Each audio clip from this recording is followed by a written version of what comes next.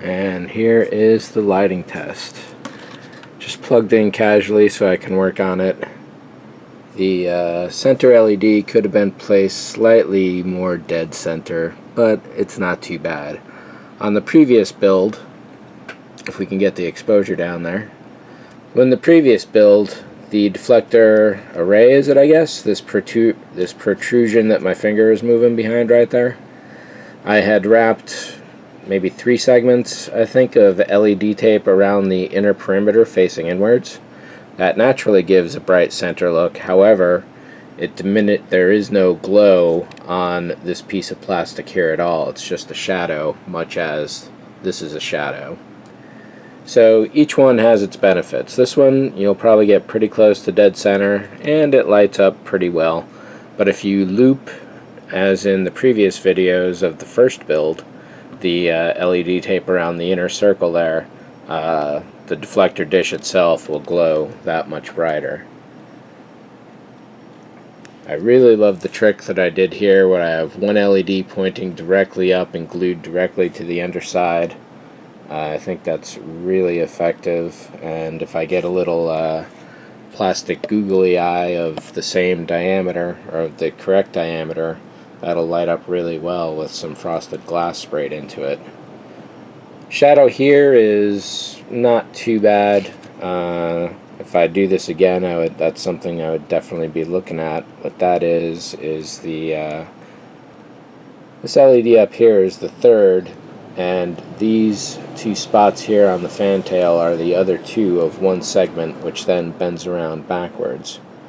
And that is what is creating this shadow right in there. So if I build this again, that's something I would definitely look forward to. The experiment of the side glow fiber optics on the pylons didn't really work out. There wasn't enough light transmission whatsoever to be able to really make it glow, and even then it still would have been dead in the middle. So it is too bad that I don't see... While you could put a couple single LEDs pointing directly up the pylon itself or down here, it's still only going to extend so far. And the same goes with the neck. You could certainly fit a strip of LED tape in the neck to get some glow going on. However, the plastic would be right up against the LEDs and it would just be pure hot spots, even more so than these guys here. These are at least diffuse. It would be this sort of hot spot in the neck all over the place, and it wouldn't matter if it was regular or smooth LED tape. So it doesn't quite look it now, but once the lid is on, I think this dark circle around there is really going to go away. I spent a good amount of time fiddling around with setting up this strip of LEDs here, and I think I've finally positioned it into a place that I like. The 10mm LED is close enough to dead center for me as I care to make it, and the spotlights are arranged in a circle in such a way that I don't mind the way they're lighting up the bottom there at all. The fade is in the back where I'd like it to be. And one of the tests I did was to loop a piece of LED tape around the inner piece here and just lay it against perpendicularly to the surface, and none of the results were really good. I'm hoping to find that footage still. So let me put the lid on and we'll take a look at it. Hey everybody, Model Man here, and it is finally time to escape this Tholian web that has trapped the Enterprise here on my workbench for the last 5 months, and finally get the decals done. We're going Defiant as expected.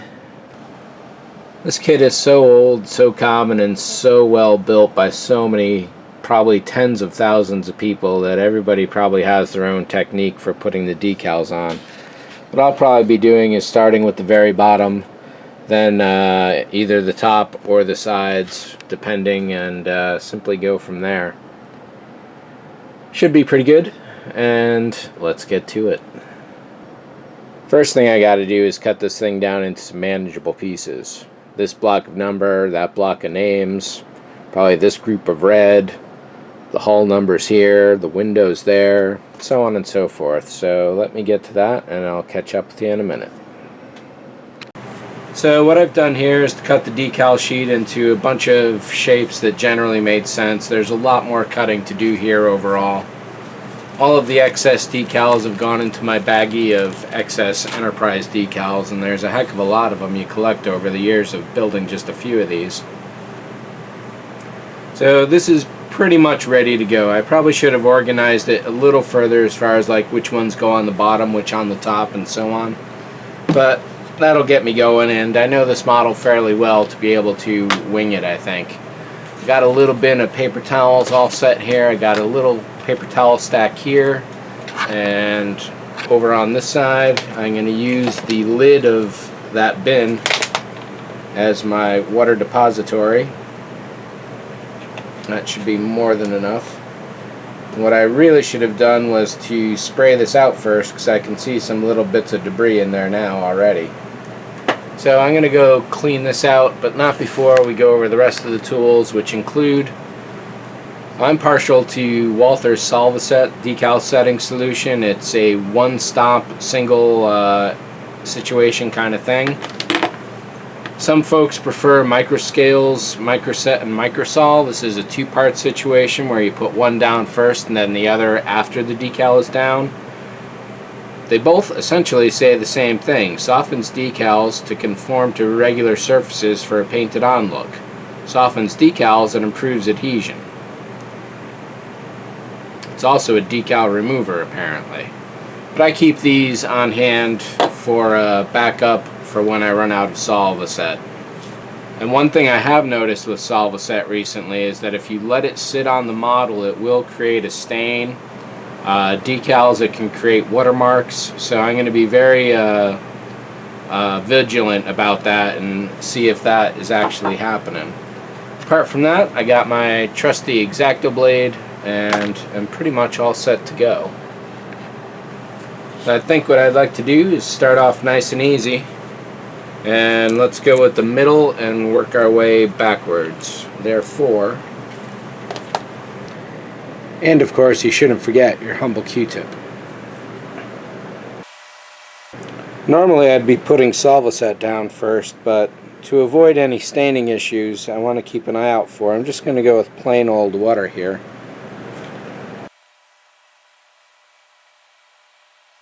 This guy's kind of tough to mess up. I'm actually standing up looking straight down here with the camera, and as long as this goes right between the pylons, you're all set for placement.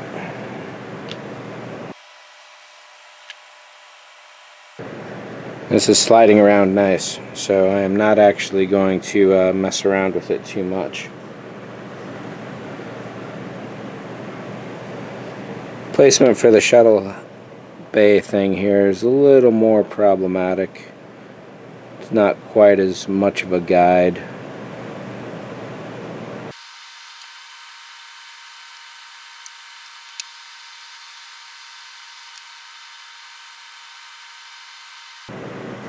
Normally I'd never touch a decal whatsoever once Solvaset's down, but in this case I'm just barely letting the weight of the Q-tip itself do the touching. These are sliding around really nicely. I'm sure part of that is the gloss layer that I put down first, but I think some of it is also the decals themselves.